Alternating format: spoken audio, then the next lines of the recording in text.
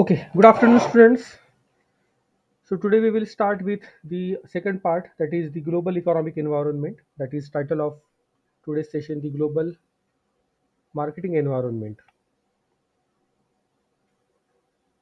Learning objectives for today's sessions: we are going to identify and briefly explain the major changes in the world economy that have occurred during the past few decades. We will compare and contrast the main types of economic systems that are found in different regions of the world. We will explain the categories of economic development used by the World Bank and identify the key emerging country markets at the stage of development. We will discuss the significance of balance of payments statistics for world's major economies.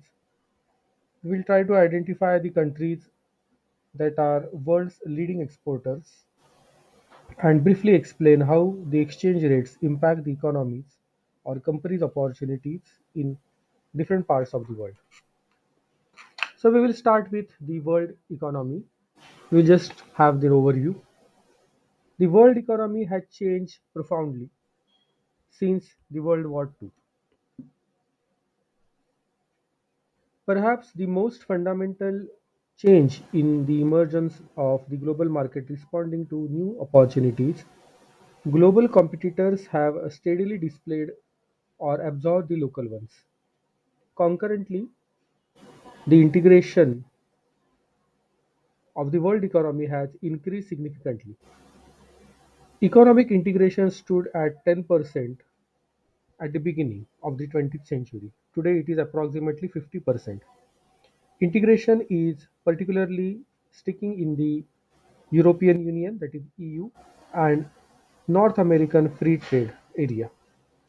Just 65 years ago, the world was far less integrated than it is today. As evidence of the changes that has been taken place, consider the example of automobile. Cars with European nameplates such as Renault, Citroën, Peugeot, Porsche, Volvo, and other were radically different from the American cars, that is Chevrolet, Ford, and the Japanese models like Toyota or Nissan. These were local cars built by local companies, mostly destined for the local or regional markets. Even today, global and regional auto companies make cars for their home country car buyers and are not marketed abroad. However, it is also true that the world car is reality for BMW, Ford, Honda, Hyundai, Kia, and Toyota. Product changes reflect organizational change as well. The world's largest automakers have, the most part, evolved into the global companies. Ford, you can take a name as a case. In 2008, the company unveiled the updated version of Fiesta that being marketed throughout the world. As Mark Field, an executive vice president of Ford, explained, he said that we have had car with same name like Nissan and Focus, but the product themselves were very regional. This is the real shift point for us, and that it's a real global car. During the past 2 decades, the world economic environment has significantly increasing and it is constantly changing, so it is dynamic in nature. Change has been dramatic, and far reaching. It is having far reaching impact. To achieve the success, executives and marketers must take into account the following new realities. These realities are: capital movements have replaced trade as the driving force of the world economy. Then production has become uncoupled from employment. The world economy dominates the scene. The individual country economy plays a subordinate role. The struggle between capitalism and socialism that began in 1917 is over. The growth of e-commerce diminishes the importance of national barriers and forces companies to re-evaluate their businesses or their business models. The first stage is the increased volume capital movement. The dollar value of world trade is in goods and services was approximately 25 billion trillion dollars in 2009. However, the Bank for International Settlements has calculated the foreign exchange transactions worth rupees approximately 4 trillion are booked every day. This this works out to more than 1 quadrillion annually, a figure that far surpasses the dollar value of the world trade in goods and services. And conclusion resides in this data that the global capital movements far exceeds the dollar volume of the globe trade. In other words, currency trading represents the world's largest market. The second change concerns the relationship between the productivity and employment. To illustrate this relationship, it is necessary to review some basic of macroeconomics, that is GDP. So what is GDP? Gross domestic product. So GDP, a measure of nation's economic activity, is calculated by adding the consumer spending, that is C. C stands for consumer spending, plus investment spending, that is I, plus the government purchases, that is G, and the net exports, that is NX. So how you calculate GDP? C plus I plus G plus NX.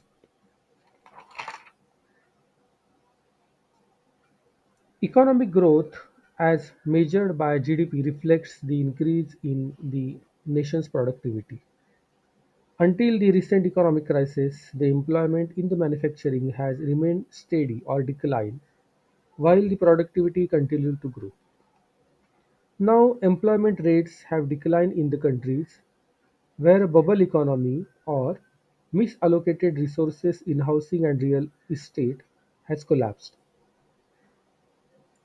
The third major change is the emergence of world economy as the dominant economic unit. Company executives and national leaders who recognize this have the greatest chance of success. For example, the real secret of the economic success of Germany and Japan is the fact that business leaders and policymakers focus on world market and their perspective or respective countries' competitive positions in the world economy. This change has brought two questions to the fore. First question is, how does the global economy work and who is in charge? Second, unfortunately, the answers to these questions are not clear cut. The fourth change in the end of the Cold War, the demise of the communism as an economic and political system can be explained in a straightforward manner. Communism is not an effective economic system. The overwhelming superior performance of the world's market economy has given leaders in socialist countries little choice but to renounce their ideology. A key policy change in such countries has been abnormal to fertile their attempts to manage the national economies with a single central plan. This policy change frequently goes hand in hand with the government's efforts to foster increased public participation in matters of state by introducing democratic reforms. Finally, the personal computer revolution and the advent of the internet era have in the same way of diminishing the importance of national boundaries. Worldwide, an estimated 1 billion people use the personal computers in so-called information age. Barriers of time and place have been replaced by the transactional cyber world that functions 24 by 7. We can take examples like Amazon.com, eBay, Facebook, Google, iTunes, Priceline, Twitter, and YouTube are just few of the companies that are pushing the envelope in this brave new world. We will talk about economic system in brief. Traditionally, economists identified four main types of economic system. Those are market capitalism, centrally planned socialism, centrally planned capitalism, and market socialism. You can see that this classification was based on dominant method of resource allocation, that is market versus command, and the dominant form of resource ownership, that is private versus state. Now, we are thankful to globalization. However, the economic systems are harder to categorize within the confines of the only four cell matrix. Alternately, more robust descriptive criteria include the following. So, if your resource ownership is private and resource allocation is market, then that is market capitalism. Similarly, all four quadrants are there. Now, we will talk about the more robust descriptive criteria that includes first is type of economy. In the nation, an advanced industrial state, an emerging economy, a transition economy, or a developing nation. Next is type of government. So is the nation ruled by monocracy or a triad? Is that autocratic one party system? Is the nation dominated by another state, or is it a democracy with multi-party system? Is it unstable or terrorist nation? So type of government is important. Then trade and capital flows. This is how you can analyze the asking these questions. You can analyze the country's position or the nation's position. So trade and capital flows is the nation categorized by almost completely free trade or incomplete free trade. And is it part of trading bloc? Is there a currency board or exchange controls? Is there no trade, or does the government dominate trade possibilities? Next is the commanding heights. Example transportation, communication, and energy sectors. Are these sectors state owned or operated? Is there a mix of state and private ownership?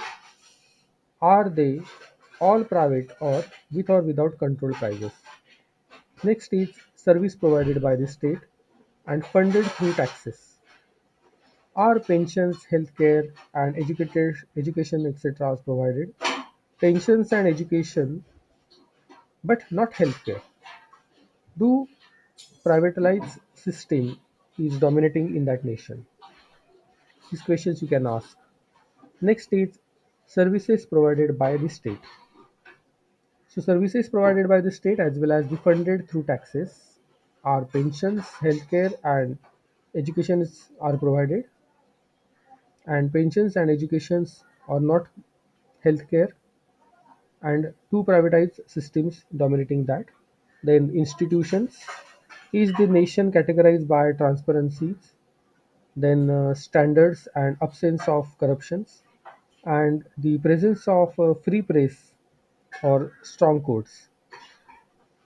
Or is the corruption a fact of life and press dominated by the government? Are standards ignored and the court system compromised? If you are having curiosity, you can Google on the YouTube and sorry, you can Google on the Wikipedia, etc. There are a number of sites which talks about the ranking, worldwide ranking. Suppose you are saying the corruption-free countries. If you want to find out, then you just write down in Google that ranking of the corruption-free countries, and you will get ranking from one to n number of countries. Also, some details are given in the Wikipedia. You can find easily. Last is markets. So, does the nation have a free market system characterized by the high risk or high reward entrepreneurial dynamism? Is it free market that is dominated by monopolies, caters, and uh, concentrated industries, or its planning including the price and wages control dominated by the center. Now, next concept is market capitalism that we have seen in this matrix. So, first concept, market capitalism, we will talk about. What is market capitalism? Market capitalism is an economic system in which individuals and firms allocate resources and production resources are privately owned. Simply put, the consumers decide what goods they desire, and the firms determine what and how much to produce. The role of state in market capitalism is to promote competitive among the firms and ensure the consumer protection. Today, the market capitalism is widely practiced around the world, most notably in North America and European unions. It would be gross oversimplification, however, to assume that the market-oriented economics functions in an identical manner. According to economist Paul, he remarked that the US is distinguished by its competition or competitive nature, that is, wild free for all and decentralized initiatives. By contrast, outsiders sometimes refer to as Japan, that is Japan Incorporate. The label can be interpreted in different ways, but it is basically refers to tighter, highly regulated economic system that is also market oriented. Just look at this market capitalism. This is the table where describing Western market systems. So type of system is suppose Anglo-Saxon model. Then the countries implementing are United States, Canada, and Great Britain. Here the key characteristics are private ownership, free enterprise economy, capitalism, minimal society safety net, and highly flexible employment policies. Then next system is social market economy model. The countries implementing are Germany, France, and Italy. Private ownership, social partners oriented that includes employer groups, unions, and banks. Unions and corporations are involved in government and vice versa in flexible employment policies. Another type of system is Nordic model that is implemented by Norway and Sweden. Mix of state ownership and private ownership. Taxes are high, some market regulations, generously socially safety net. So next quadrant was centrally planned socialism. At the opposite end of the spectrum from the market capitalism is centrally planned socialism. In this type of economic system, the state has broad powers to serve the public interest as it sees it to fit. State plan make top-down decisions about what goods and services are produced in what quantities. Consumers can spend their money on what is available. Government ownership of the entire business as well as individuals' enterprise is characteristics of centrally planned socialism. Because demand typically exceeds the supply, the element of marketing mix are not used in stat- not used as strategic variables. Little reliance is placed on the product differentiation, advertising, promotion, or eliminate the exploitation by intermediaries. The government also controls the distribution. The clear superiority of the market capitalism is delivering the goods and services that people need to want has led down its adoption in many formally socialist countries. An ideology developed in the 19th century by Marx and perpetuated in the 20th century by Lenin and others has been resoundingly refuted. For decades, the economies of China, the former Soviet Union, and India functioned according to the tenets of centrally planned socialism. All these countries are now engaged in economic reforms characterized in various proportion by increased reliance on the market allocation and private ownership. Even as China leaders attempt to maintain control over the society and acknowledge the importance of the economic reforms, at a recent assembly, the Chinese Communist Party said that reform is an inevitable rule for inauguration of the country's economy and promoting the social progress, and a great pioneer undertaking with or without parallel in the history. Next concept is centrally planned capitalism and market socialism. So we will study that. Now, in reality, the market capitalism and centrally planned socialism do not exist in pure form, as the centrally planned socialism exists and the market capitalism also exists in that way pure form.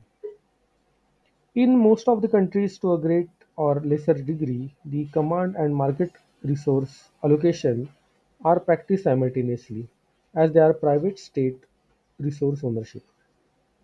The role of government in the modern market economies varies widely. A economic system in which command resource allocation is utilized extensively in overall environment of the private resource ownership that can be called as centrally planned capitalism. A fourth variant, that is market socialism, is also possible. In such system, market allocation policies are permitted within the overall environment of state ownership only. So, according to the Long Tu, who was the chief WTO negotiator for China, he said that the countries with planned economies have never been the part of economic globalization, and China's economy must become a market economy.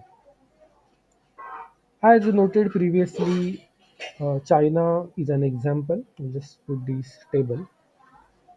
As noted previously, China is an example of state-directed socialism. However, China's communist leadership has also given considerable freedom to the business and individuals in the uh, province to the operate within a market system. Today, China's private sector accounts for approximately 70% of the national outcome or output. Even so, state enterprises still receive more than two-thirds of the credit available for the country's bank. Market reforms and the nascent capitalism in many parts of the world are creating opportunities for large-scale investment by the global companies. Indeed, Coca-Cola returned to India in 1994, 2 decades after the force out by the government. A new law allowing 100% foreign ownership of the enterprise helped to pave the way. By contrast, Cuba stands as one of the last destination for the command allocation approach. So these are the examples of the government resource ownerships in Sweden.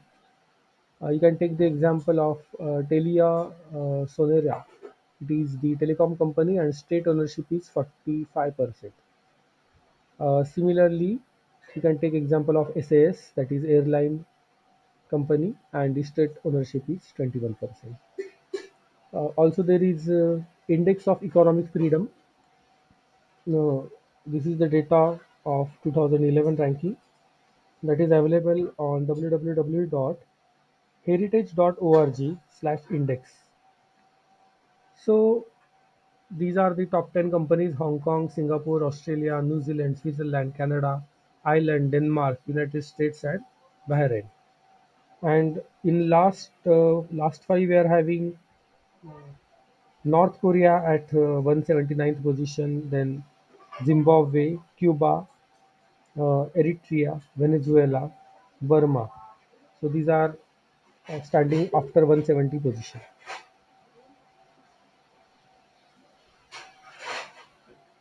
So socialists are embracing capitalism, governors are selling off the companies and had the nationalized, and countries are seeking to entice the multinational corporation expelled just 2 decades earlier.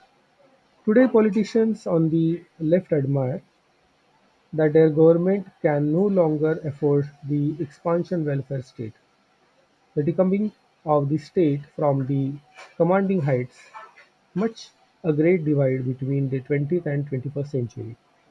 It is opening doors for many formal closed countries of trade and investment and vastly increasing the global market. So this was the statement by Daniel Yergin and Joseph. They have summed up the situation of Coca-Cola coming back to India. Also, now next part is stages of market development. At the point in time, the individual countries' markets are in different stages of economic development. The World Bank has developed a four-category classification system that uses per capita gross national income, that is GNI, as a base. The income definition for each of the state is derived from the World Bank's lending categories, and the countries within a given category generally have a number of characteristics in common.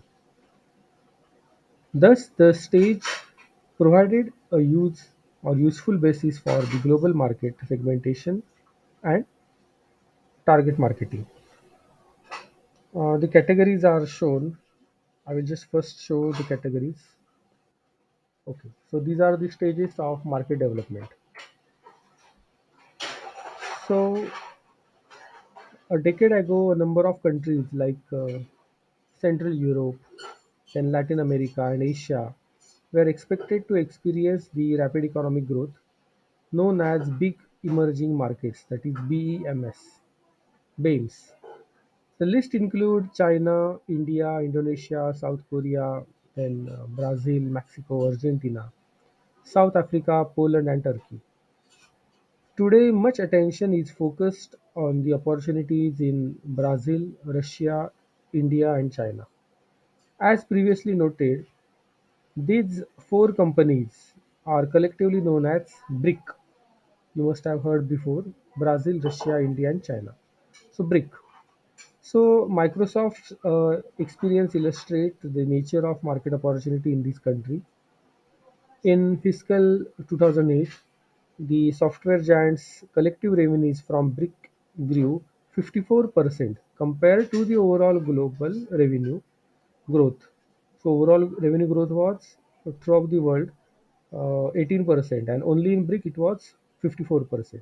So experts predicted that the BRIC nations will be the key player in the global trade, even as their track records on human rights, environmental protection, and other issues come under closer to scrutiny by their trending partners. The big government leaders also come under pressure at home, and their developing market economies create greater income, greater income, greater income disparity. For each of the stages economic development discussed here, special attention is given to the BRIC countries. According to Tom Tirko, he is president of Bevmark, that is commenting on Ubev's acquisition. He said that in a global market, you are not going to gain your profit by sitting tight in the United States in a flat and decline market. You are going to make your money in China and Russia and India and Brazil. So there are low income countries, high income countries, and middle income countries. So low income countries, also lower income countries are also there. So we will first start with low income countries. So low income countries have a GNI. What is GNI? Gross national income. So low income countries have GNI per capita is less than $996. That is approximately $1,000. The general characteristics shared by the countries at the income level are limited industrialization and high percentage of population engaged in agriculture or subsistence farming. Sorry. Then high birth rate and short life expectancy. Then low literacy rates. Then high reliance on foreign aid, political instability and unrest, and concentration mostly in the Africa, that is south of Sahara Desert. So about total 13% of world population are included in this economic category. 13, 1 3. Many low-income countries have much serious economic, social, and political problems that they represents extremely limited opportunities for investment and operations. So just look at these figures. Income group by per capita GNI, that is gross national income. So low income countries, that is GNI per capita is less than $995. We will call lower middle income countries whose GNI is greater than $996, but it is less than 9,000 sorry 3,945. Similarly, upper middle income countries GNI per capita is more than 3,946, but it is less than 12,195. And high income countries we will categorize whose GNI per capita is more than 12,196 dollars. Some are no growth economies. No growth economies, we can take example of Burundi or Rwanda, with the high percentage of population living at the national poverty line. Others were once stable countries with growing economies that have been become divided into political struggles. The result is unstable environmental characterized by civil strife and flat income and considerable danger to residents. Countries embroiled in civil wars and dangerous areas. Most companies find it prudent to avoid them. So for investment, they are avoiding these countries where there are no growth or very low growth. Other low-income countries represents the genuine market opportunities. You can take example of Bangladesh is a case in the point where GNI per capita is approximately $590, that is less than 996, and the garment industry is enjoying the burgeoning exports. Finished goods exports double the trade between 2004 and 2009. Buyers include Gap, H&M, then Tesco, one second, Walmart, Zara, and other retailers. Garments represents fully 80% of the total country's exports. The president of Bangladesh and Garment Manufacturers and Export Association expects that the exports will be total $25 trillion in 2017-18. Then workers in the Bangladesh currently have the lowest wages in the global garment industry. In the fall 2010, the government mandated the minimum wages that raises from $24 per month to $44 per month. As estimated, 3 million Bangladeshis, mostly women, work in industry. Bangladesh's garment sector has benefited from the labor unrest, rising wages, and a stronger currency in China. A newly independent countries of the former Soviet Union presents an interesting situation where the incomes are declining and there is considerable economic hardship. The potential for disruption is certainly high. Are they problem cases or they attractive opportunities for the good potential for moving out of the low income category? These countries presents an interesting risk of reward trade-off. Some countries have taken the plunge, and many of the others are still assessing whether to take the risk or not. Now we will shift to, yes, we have seen these stages of market development. Now after low, we will see the lower middle income countries. Now, according to Dipankar Halder, he is associate director of KSA Technopark in India. As the saying goes, if you are not manufacturing in China or selling in India, you are as good as finished. This is the statement by Dipankar Haldar. So, what is this lower middle income countries? The United Nations designated 50 countries in the bottom mark of low income category as the least developed countries, that is LDCs. The term is sometimes used to indicate a contrast with the developing, that is upper rank of the low income plus lower middle and upper middle income. So the developing countries and developed with the high income countries, the lower middle income countries are those whose GNI per capita is between 996 to $3,945. Consumer markets in these countries are expanding rapidly. Countries such as China, Indonesia, and Thailand represents an increasing competitive threat as they mobilize their relative cheap and often highly motivated labor forces to serve target market in the rest of the world. The developing countries in the lower middle income category have a major competitive advantage in mature, standardized, and labor intensive light industry sectors such as footwear, textile, and toys manufacturing companies.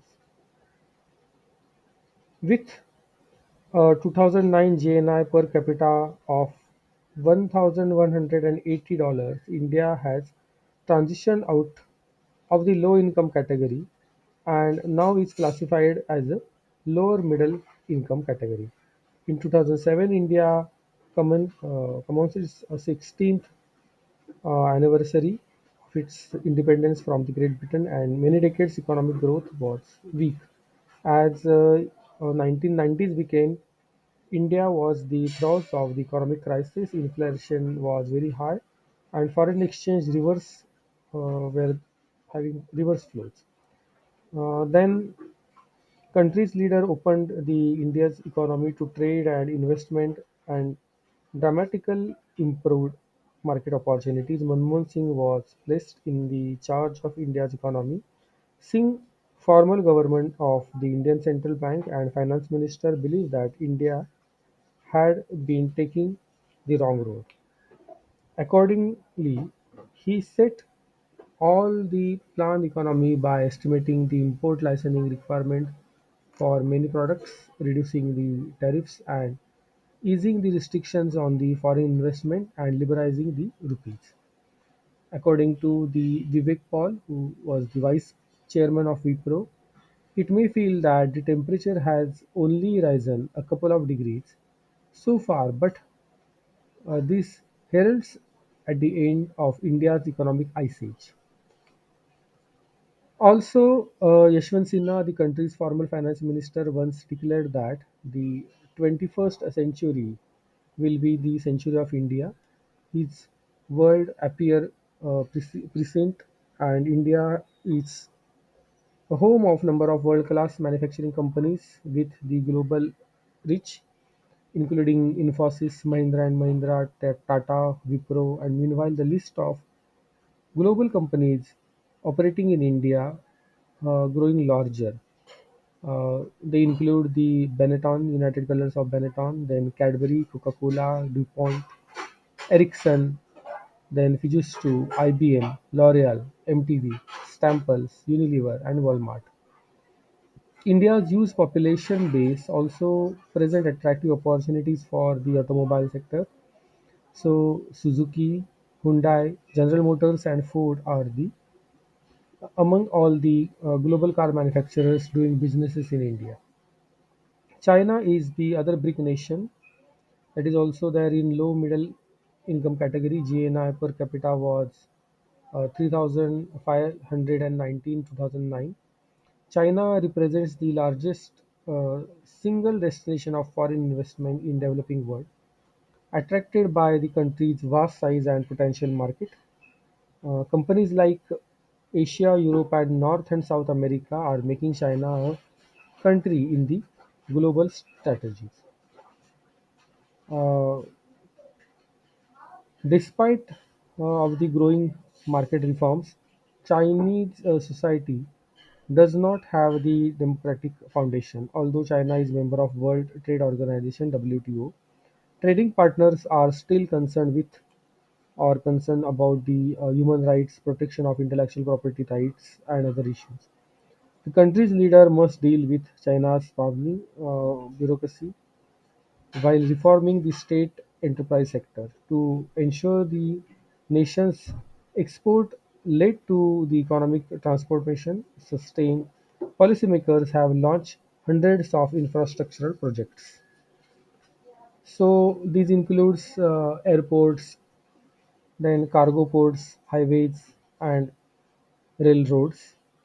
Avon, Coca-Cola, Dell, Ford, General Motors, Honda, HSBC, JP Morgan Chase, McDonald's, Motorola, P&G, Procter and Gamble, Samsung, Siemens AG, Toyota, and Volkswagen are among the sources of global companies that are actively pursuing opportunities in China. Now we will shift to the next, that is upper middle income countries. The upper middle income countries, also known as industrializing or developing countries, are those with GNI per capita ranging from 3,945 to 12,195 dollars. In these countries, the percentage of population engaged in the agriculture drops sharply as the people move to industrial sector and the degree of urbanization increases. Chile, Hungary, Malaysia, Mexico, Venezuela, and many other countries in this stage rapidly industrializing. We will see the exhibit soon. They have high literacy rates and strong education systems. Daily wages or wages are rising, but still are not significantly lower than the advanced countries. Innovative local companies are become formidable competitors and help in contributing their nation's rapid export-driven economic growth.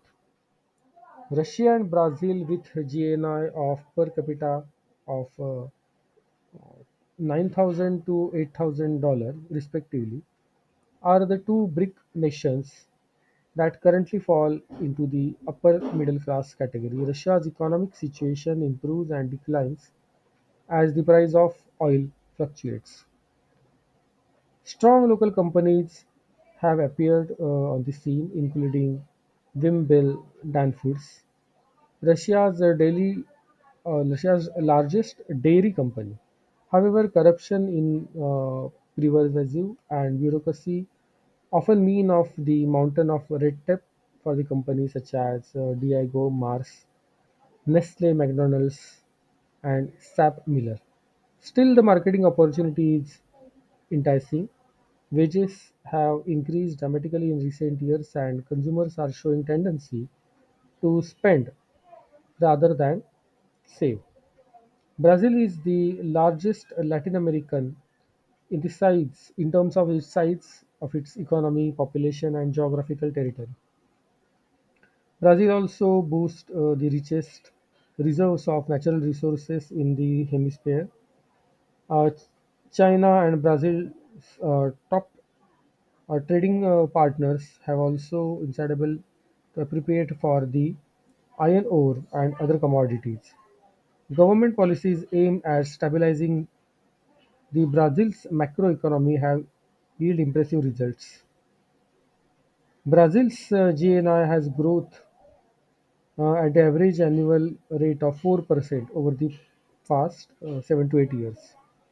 During the same period, nearly 50 billion Brazilians have joined the middle class as income and living standard has risen uh, uh, in last 5 years. So, needless to say that this trend has also boon the global companies doing the businesses in the Brazil. That includes Electroflux, Fiat, Ford, General Motors, Nestle, Nokia, Toyota, Unilever, and Whirlpool.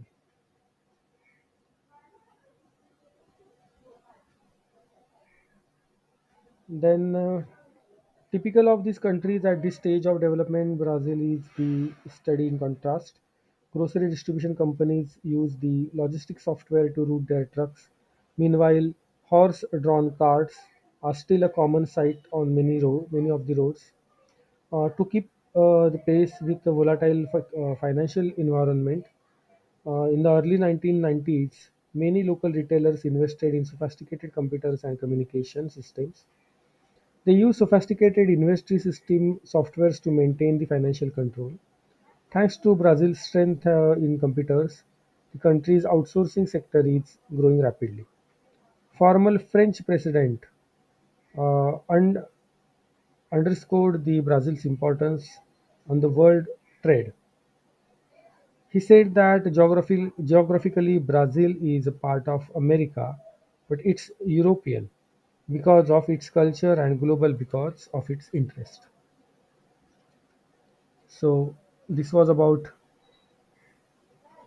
the upper middle income countries. Now, what are the marketing opportunities in developing countries and in lower developing countries or low developing countries? So, despite of many problems in low developing countries and developing countries, it is possible to nurture a long-term market opportunities. Today, Nike produces and sells only a small portion of its output in China. But when the firm refers to China, that is a 2 billion foot market because of the largest population. It is clearly has a future in mind. According to Sri K. Prahlad and Alan Havant, they have identified several assumptions and misconceptions about the bottom of the pyramid that need to be corrected. Now, what are these assumptions? Assumption that is mistaken number one. The assumption is the poor have no money.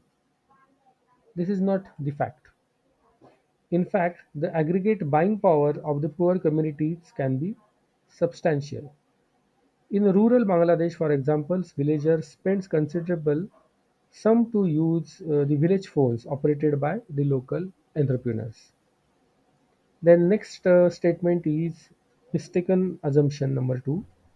The poor are too concentrated while fulfilling their basic needs to waste money on non-essential goods. In fact, the consumers who are too poor to purchase a house do buy luxury items such as television sets and gas stoves to improve their standard of living or lifestyle. Then, mistaken assumption number three, the goods sold in developing countries are so inexpensive that there is no room for a new market entrant to make a profit.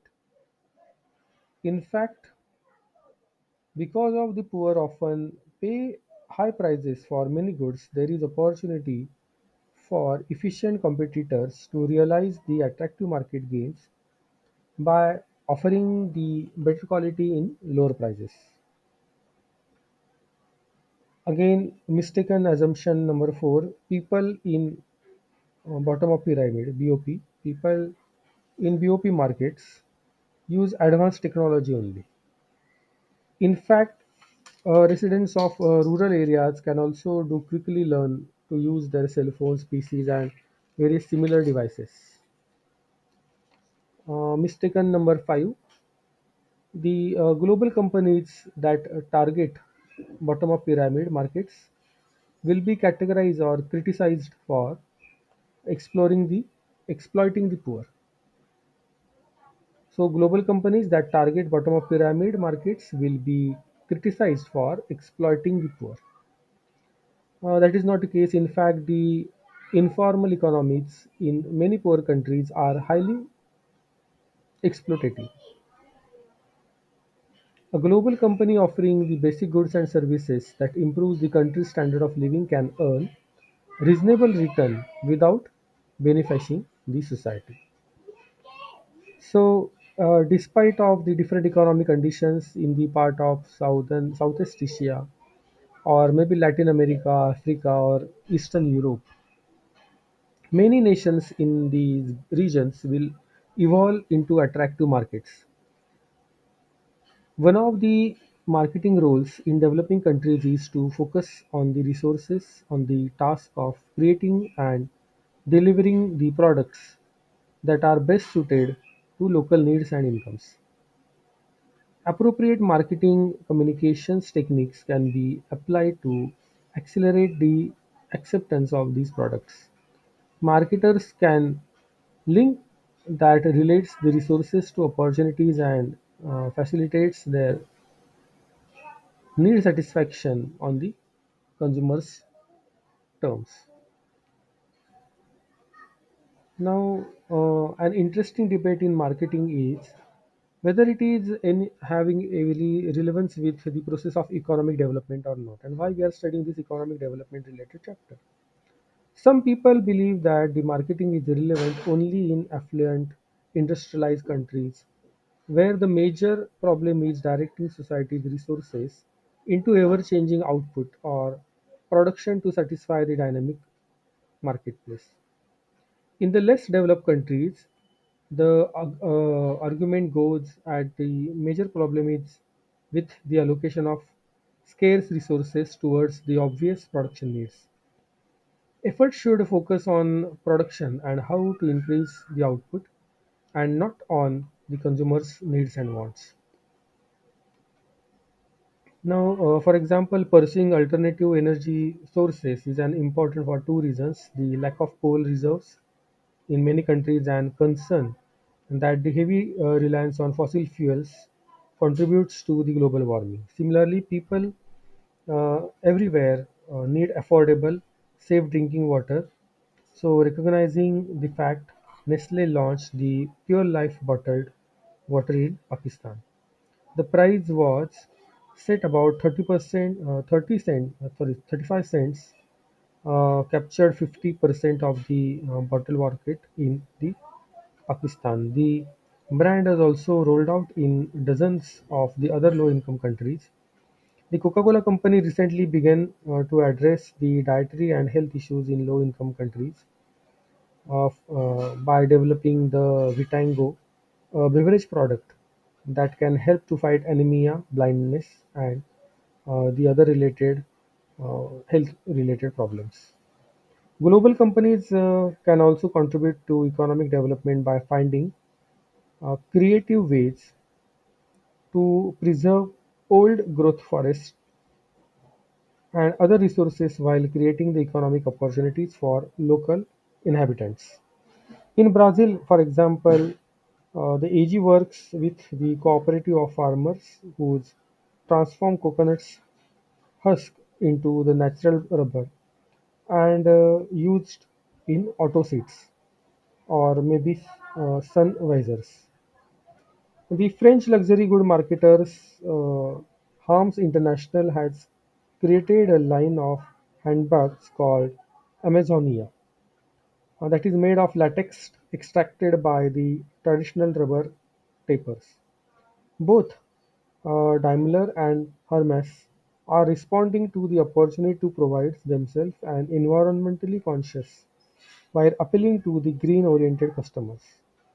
As Isabella Fords, the director of the company in the Rio de Janeiro, that retains the forest workers, she notes that you can only prevent the forest people from destroying the jungle by giving them viable economic alternatives.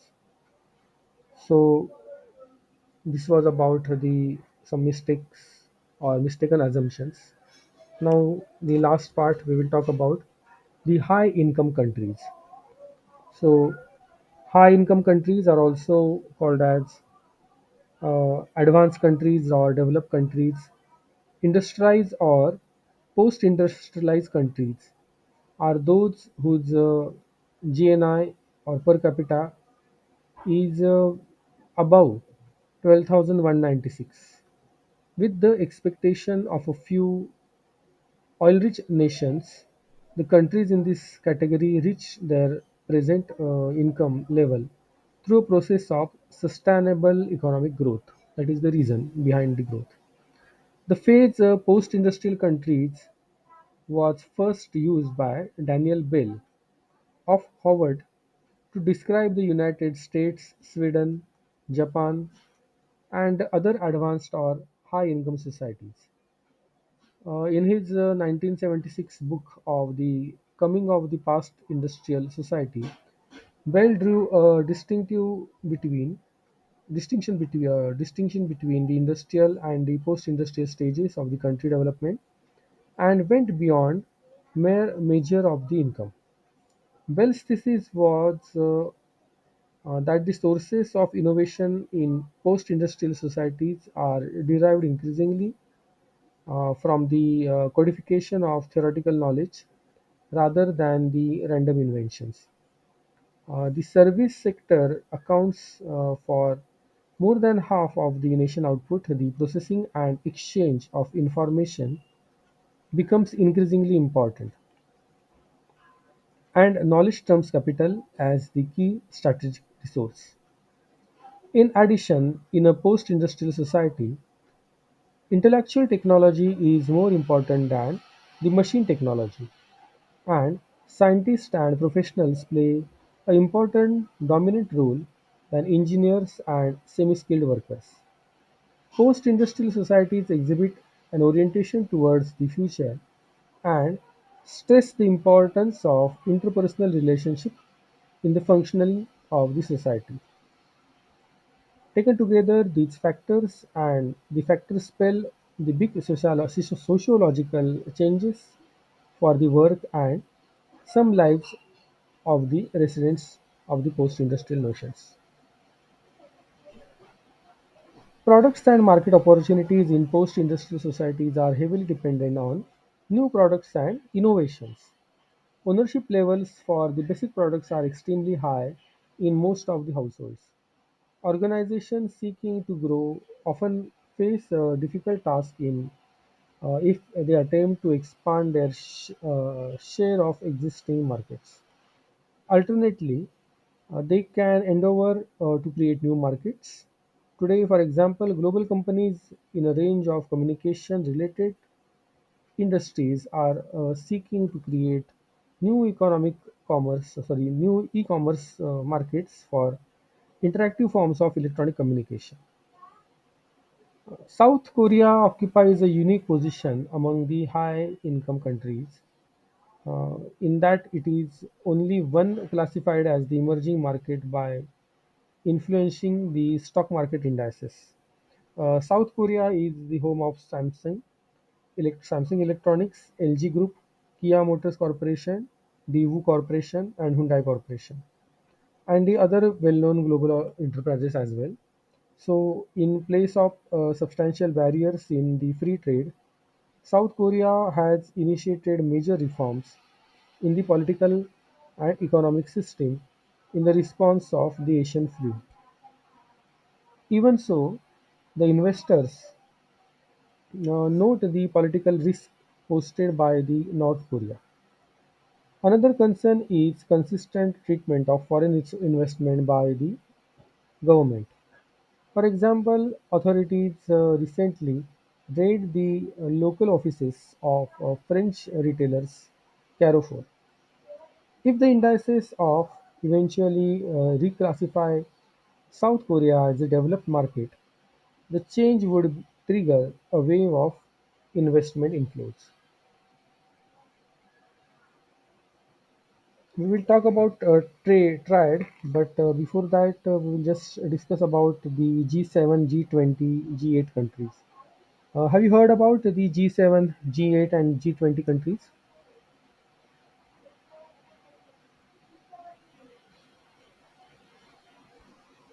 Yes. Okay.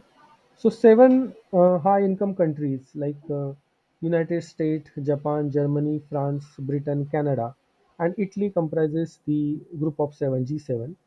Finance minister, capital bankers, and head of the state from the seven nations have worked together for more than a quarter of a century in an effort to steer the global economy in the direction of prosperity and to ensure the monetary stability whenever a global crisis looms, be it Latin American debt crisis in 1980s or Russia's struggle to transform economies in 1990s. Representatives from the G7 nations gather for to try to coordinate the policies. Starting in the mid 1990s, the Russia became attending the G7 summit meeting. So in 1998, Russia became a full participation, giving rise to the group of eight, that is G8. Uh, the group of 20, G20, was established in 1999. Uh, it is comprised of the finance minister and central bank governments from the 19 countries, plus the European Union. The G20 includes developing nations such as Brazil, India, Indonesia, and Turkey as well. So, another institution composed of high income countries is the Organization of Economic Cooperation and Development, that is OECD. So, you can visit on www.oecd.org for more details. Just apart from your study and all, it is not in syllabus. So the 30 notions, the 30 nations that belongs to this OECD believe in market allocation, economic system, and pluralistic democracy. The organization has been variously described as the economic think tank and rich man's club. In an event, the OECD's fundamental task is to enable its members about to achieve the highest sustainable economic growth, to improve the economic and social well-being of the population. Today's organizations Today the organization is based in Paris and evolved from a group of European nations that worked together after World War II. Now we'll talk about Triad. The ascendancy of the global economic has been noted by many observers in recent years. One of the most astute is the Kenichi Ohmae, who was the former chairman of McKinsey's and Company Japan. His 1985 book, the book is Triad Power, TRIAD, Triad Power. So this book, Triad Power, represents one of the first attempt to develop the coherent conceptualization of the new emerging order. Hoffman argued that the successful global companies had to be equally strong in Japan, Western Europe, and United States. These three regions, which are collectively called as Triad, so Japan, Western Europe, and United States. This triad represents the dominant economic centers of the world. Today, nearly 75% of the world income is measured by GNP is located in this triad. Oman has recently revised his uh, view of the world in the expanded triad. The Japanese lake encompasses the entire Pacific region. The American leg includes the Canada and Mexico, and the boundaries of Europe. It's moving eastward. Coca-Cola is the perfect illustration of a company with a balanced revenue stream. About 7% of the uh, total company's revenues generated in Eurasia and Africa. Another 13% comes from Europe. Latin America accounts for 11%, the Pacific region contributes 14%, and North America accounts about 31%. The balance comes from the company's bottling investments. That includes the Otis elevators. The CEO explains the significance of the product situation to his business. Now, next concept is the marking opportunities for the stages. The stages of economic development described previously can serve as a guide to marketers in evaluating the product saturation levels or percentage of the potential buyers or households who own a particular product. Balance of payments. Before starting, we will just have a look at these figures. So, US balance of payment, the figures are from 2006 to 2010 that describes in US dollars in millions.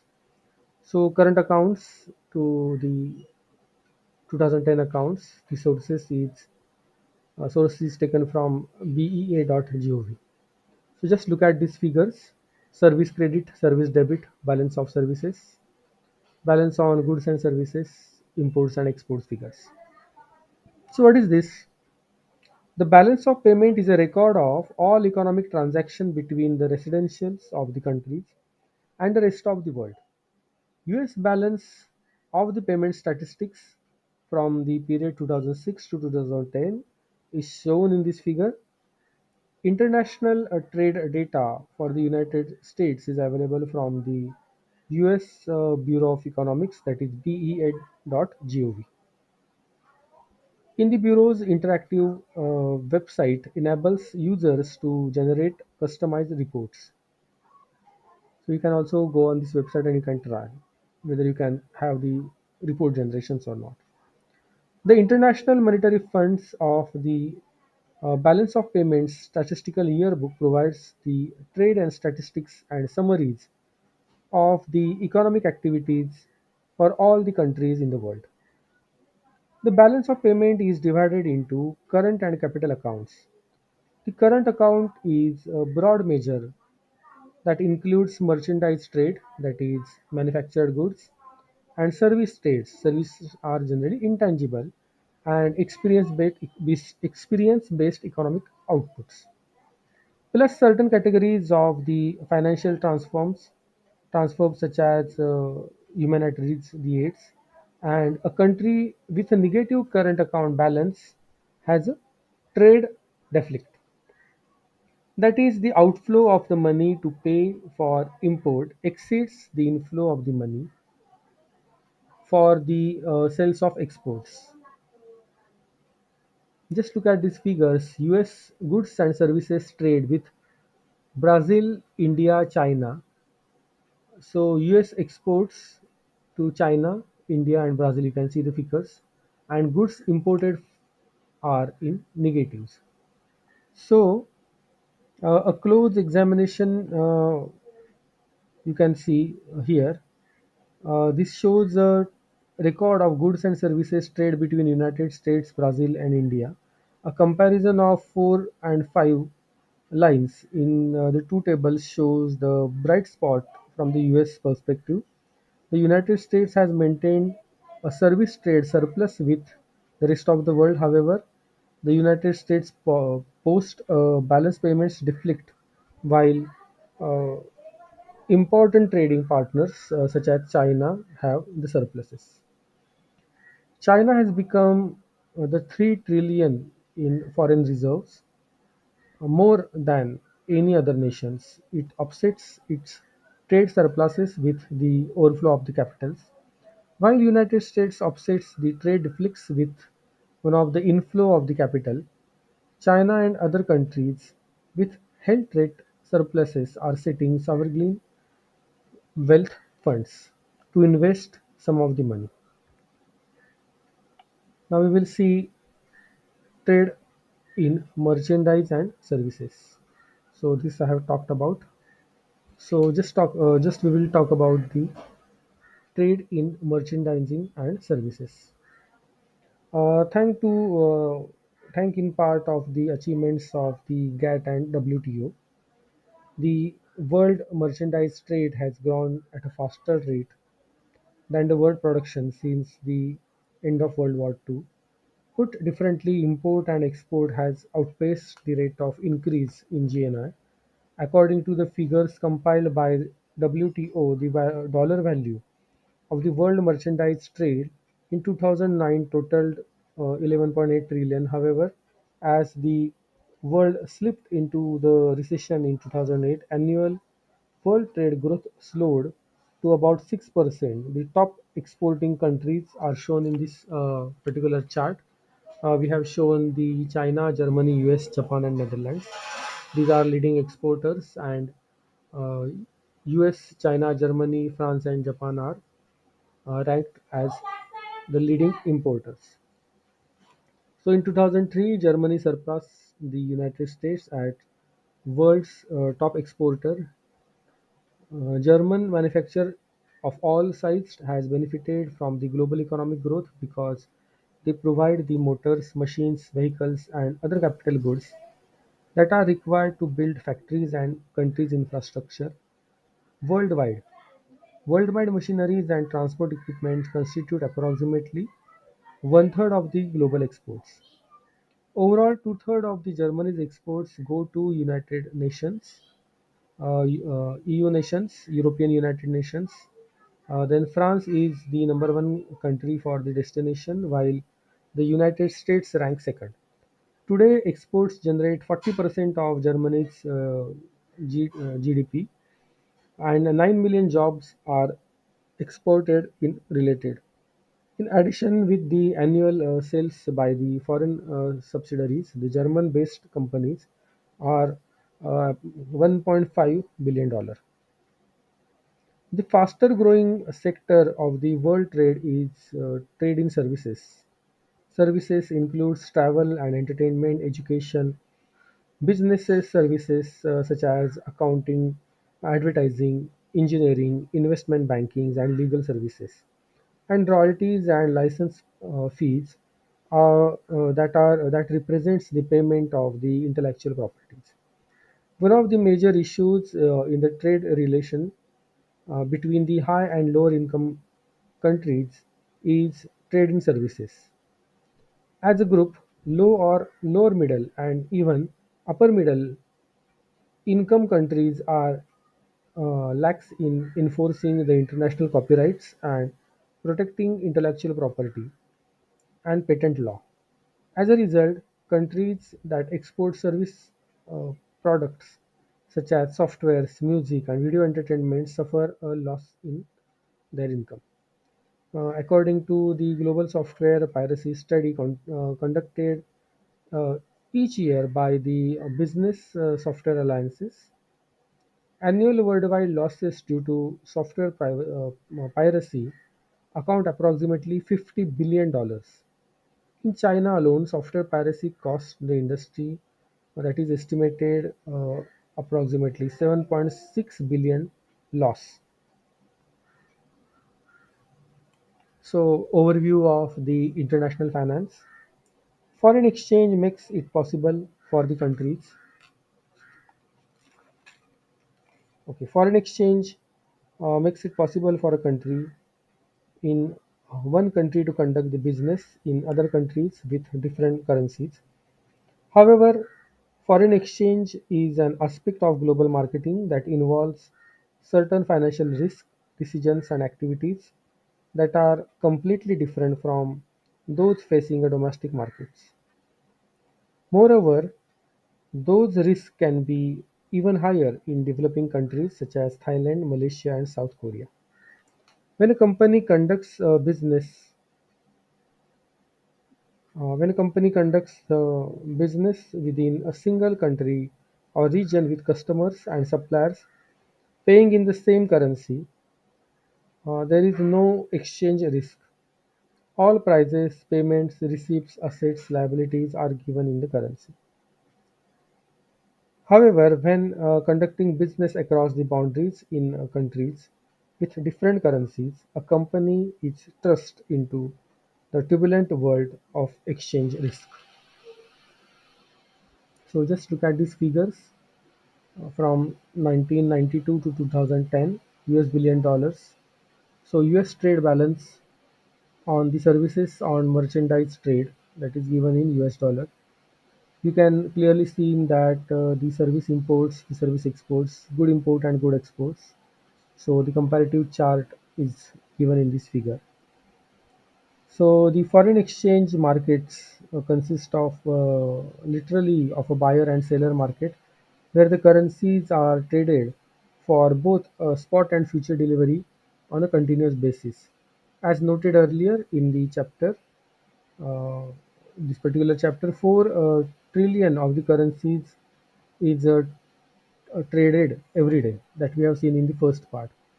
The spot market is also immediate delivery. The market for future delivery is called as forward market. So spot market and forward market. This is a true market where the prices are based on the combination forces of supply and demand that come into the play of the moment of any transactions. Now we still have 30 minutes with us. So, who are the participants? Who are the participations or participants in this particular market? First, a country's central bank can intervene in the currency markets by buying and selling the currencies, and government securities is an effort to influence the exchange rates. Now, devaluation. We talk about devaluation. So, devaluation can result from government action or an economic crisis. Whatever the cause, devaluation is reduction in the value of nation's currency against the other currencies. For example, in August 1998, the Russian economy imploded. The ruble plunked in the value, and the government defaulted on the foreign debt obligations. Many Russian faces the wages cut and layoffs. Savings were wiped out as the banks collapsed. In the decade that followed, however, Russia's economy make it rapid recovery. Real GDP doubled. In the part that becomes import prices increased by the ruble's devaluation situated or stimulated local products. To the extent that countries sell more goods and services abroad than it buys, there will be greater demand for its currency and tendency for it to appreciate the value. Unless the government pursues the foreign exchange policies that do not allow the currency to fluctuate. The international economies, such policies is called as mercantilism or competitive currency policies. So, what is competitive currency policies? This is because they favor the domestic industries at the expense of the foreign competitors. During the past few years, the Chinese government has been criticized for keeping China's currency undervalued to support the exports. Faced by escalating the rhetoric from Washington and elsewhere, Beijing was responded by adopting the policy of revaluation to allow the yuan to strengthen against the dollars and other currencies. Between 2006 and 2008, the yuan appreciated by approximately 20%. What effect a stronger Chinese currency have? The impact in both global as well as local or domestic. In the broader sense, the stronger currency should rebalance the global economy. In other words, the China's economic growth would be less dependent on the United States and other countries continuing to snap its exports. Chinese consumers and companies enjoyed increased purchasing power as imported goods they become affordable. This put downward pressures downward pressure on the Chinese Consumer Price Index, helping Beijing meet its goal of keeping the inflation under control. Global automakers such as BMW, General Motors, Volkswagen uh, that assembles car in China from the imported parts would reap the benefits in the lower cost. Now, this particular table shows the fluctuation currencies values that can affect the financial risk. Depending on the terms of the payment specified in the contract, suppose at the time a deal is made, the exchange rate is 1.10 euro equals to uh, $1. Okay, so just look at these figures. So conversely, what if European dollar contract to pay the euros rather than the dollars? So the important part is your country's economics exposure. So if you want to learn the international marketing, then economic exposure of the country should be studied. So what is this? Economic exposure reflects the impact of currency fluctuation on a company's financial performance. Economic exposure can occur with the company's business transaction results in sale or purchases of denominated in foreign currencies. Diego, for example, faces transaction exposures to the extent it accelerates and accepts the payment of exports like Scotch whisky at the one exchange rate, but actually settles its account in a different exchange. When the countries or regions experiences currencies and economic stress, or we often have increased exposure to certain risk, but also often have new profit opportunities. Potential increased risk include, among the other things, have high receivable delinquencies and bad debt, delays and cancellation of sales orders, principally related to the power and aircraft equipment. Higher local currency financing cost, the slowdown in established financial services activities. Managing the exchange rate exposures. There are three concepts: external heading, internal heading, and the managing exchange rate exposure. We will see. It should be clear It should be clear from this discussion that accurately forecasting exchange rate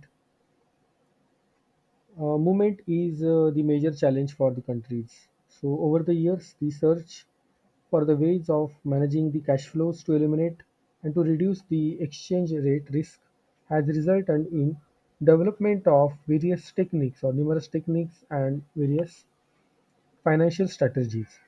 For example, it may be desirable to sell the products in company's home country currency.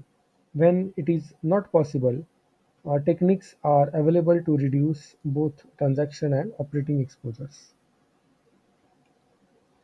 Hedging exchange rate exposures involve establishing an offsetting currency position such that the loss or gain of the currency position is offset by corresponding gain or loss in some other currency. The practice is common among the global companies that sell products and maintain operations in different countries. Today, for example, Porsche relies on the currency hedge rather than the price increase to boost the pre-tax profits on the sale of automobiles.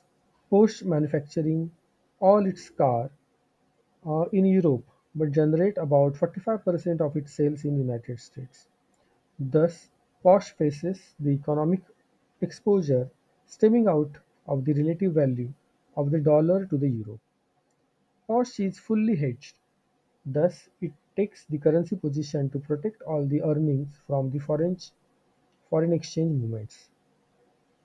If a company forecast indicates that the value of foreign currency will weaken the against the home currency, it can hedge to protect the against potential transaction losses. Conversely, when it is anticipated that the foreign currency will appreciate or strengthen against the home currency, then a gain rather than a loss can be expected on foreign transaction when revenues are converted into the home currency. Given these expectations, the best decisions may not to do with hedge at all. The operative world may or many companies hedge anyways unless management is conceived or convinced the foreign currency will strengthen. Two methods: external hedging methods and internal hedging methods. The external hedging method for managing both transaction and translation exposure requires companies to participate in the foreign currency market. Specific hedging tools include forward contracts and currency options. As far as internal hedging methods are concerned, it includes price adjustment clauses and inter-corporate borrowing or lending in foreign currencies. The foreign market is a mechanism for buying and selling currencies at a present price and for future deliveries. If it is known at a certain amount of foreign currency, it is going to paid out or received at some future date. The company can insure its against exchange loss by buying or selling forward. With forward contract, the company can lack off the specific fixed exchange rate to a future rate that immunize itself from the gain or losses caused by the exchange rate or fluctuations.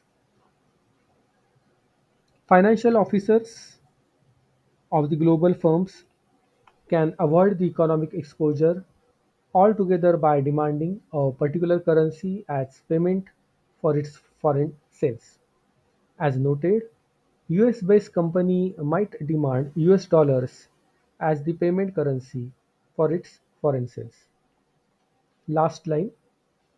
This, however, does not eliminate the currency risk. It simply shifts that the risk to the customers. In common practices, companies typically attempt to invoice the exports that is receivable in strong currencies and import that is payable in weak currencies.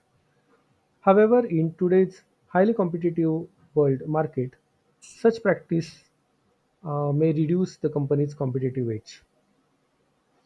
So this is for unit 2 or lecture number 2. I hope you have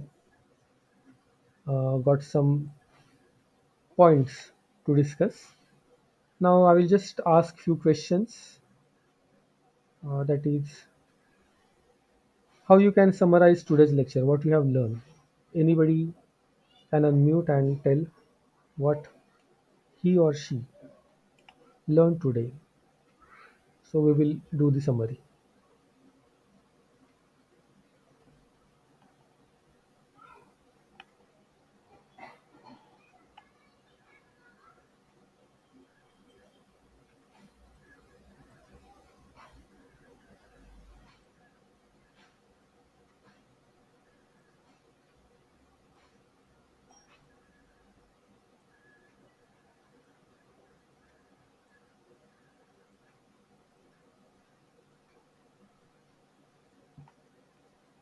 Can anybody summarize?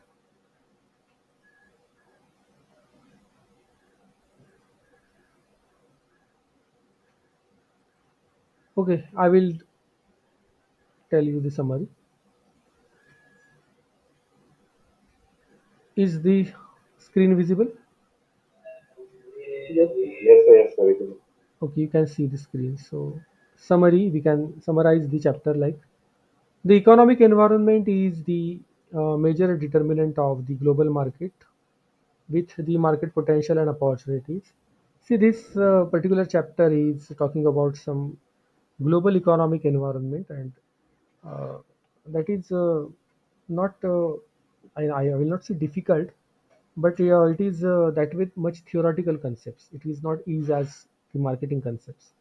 But we should know or we should understand the economic environment uh, before going for this international marketing. So it is part of your syllabus and you should learn this global economic environment. So I will repeat again, the economic environment is a major determinant of the global market potential and opportunities. In today's global economy, the capital movement are the key driving forces. The production has become uncoupled from the employment, and capitalism has vanquished the communism. Based on the patterns of resource allocation and ownership, the world's national economies can be categorized as the market capitalism, centrally planned capitalism, then centrally planned socialism, and market socialism. Okay, can anybody read this? We are just now have to read the summary. Yes, sir. Okay, Sir, the final years of the 20th century were where markets by a transition towards market capitalism in many countries that had been centrally controlled. However, great disparity still exists among the nations of the world in terms of economic freedom. right. Yes, you can read. I'm just Yes, const. sir, I will read. Yes, okay, Countries can be categorized in terms of stage of the economic development: low income, lower middle income, upper middle income, and high income. right. Gross domestic product and gross national income are commonly used measures of economic development. The 50 poorest countries in the low economic category are sometimes referred to as least developed countries.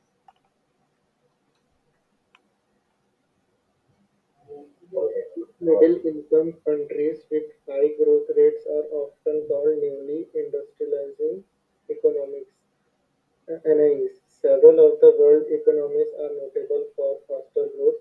The BRIC nation, including Brazil, lower middle income, Russia, upper middle income, India, low income, and China, lower middle income.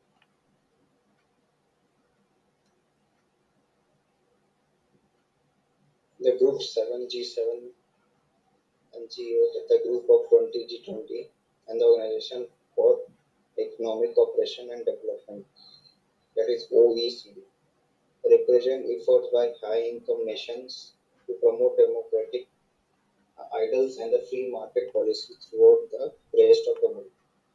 Most of the world's income is located in Triad, which include Japan, the United States, and the Western Europe. Companies with a global aspiration certainly have operation in all three areas. Market potential for a product can be evaluated by any product saturation level in the light of income level. A country's balance of payments is a record of its economic transactions with the rest of the world. This record shows whether a country has a trade plus value of exports exceeds value of imports, or a trade deficit value of imports exceeds value of exports. Trade figures can be further divided into merchandise trade and service trade accounts. A country can run a surplus in both accounts, a deficit in both accounts, or a combination of the two.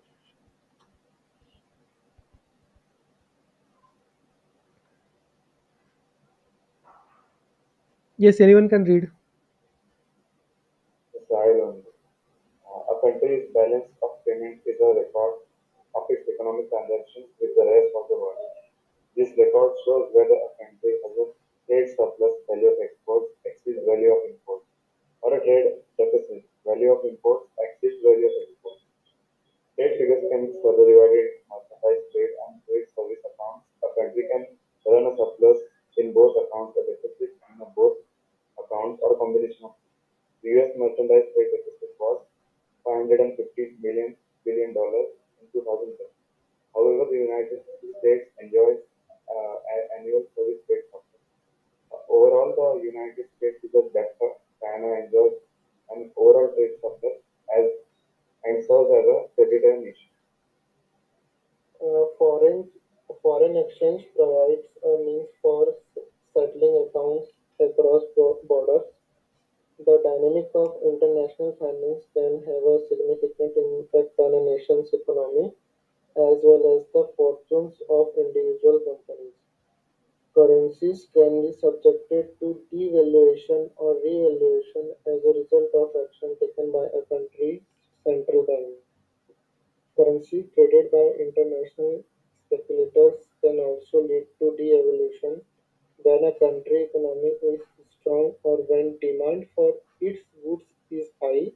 Its currency tends to appreciate in value. When currency value fluctuates, global firms faces various types of economic exposure. Firm can manage exchange rate exposed by hedging. Okay, so these are some discussion questions. Explain how the market capitalism, centrally planned socialism, and market socialism differ. We can give an example of a country that illustrates each type of example that we have discussed already.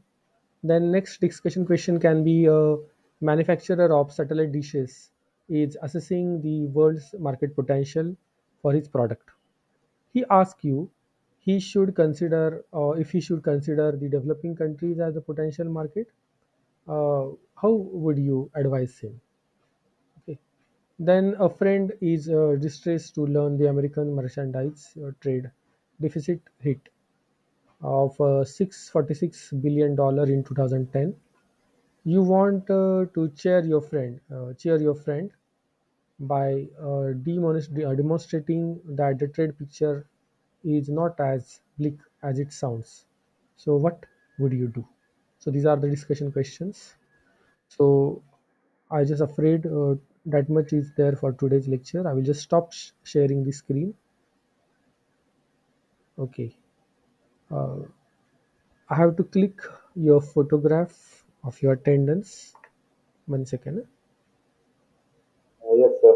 So, sorry to disturb, but please can you just share the notes that will be the portion of the midterm because we are having the midterm examination from tomorrow. 2 days continuous, three exams in 1 day. When you are having your exam? International marketing we are having day after tomorrow. Day after tomorrow on Tuesday. Yeah, sir. But actually, I have covered only a small part. Actually, I don't know what should I write. So, I have to. you just give us. So is the question paper framed by you? What you want? You want a question bank? No, no, not No, question. no, no, The sir. PPT we Actually, want. sir, the respected faculty framed the question paper for the midterm examination. So Yes, we are having yes. the They told me to set a question paper, but my problem is there are only 4 units. Okay, I have to okay. teach the entire subject in approximately 40 lectures, I guess. Okay, generally there are 40 lectures or means 20 sessions. Okay, so if they are asking me to complete the things into 2 lectures only, which supposed to take 20 lectures, I cannot complete the syllabus of 2 units within Yes, the sir. 2 lectures only. So ma'am told me to take extra lecture today. So Okay. uh, are you ready for this extra lecture? I don't know, because I was Yes, thinking sir. that today or tomorrow I was planning, uh, but tomorrow if you are having examination you cannot appear for Yes, sir. this. Yeah, so three exam in 1 day. 3 exam in 1 day. So No, No, but sir. if possible, sir, you can frame the unit one midterm examination. Unit one or unit two. Some questions from unit two. So we can refer. I will send you PPT. I'm not having any issues. Okay. So just No, Jay. no, sir. I'm not Huh. talking about single PPT, but you can just frame from the unit one portion, question paper answer. Huh.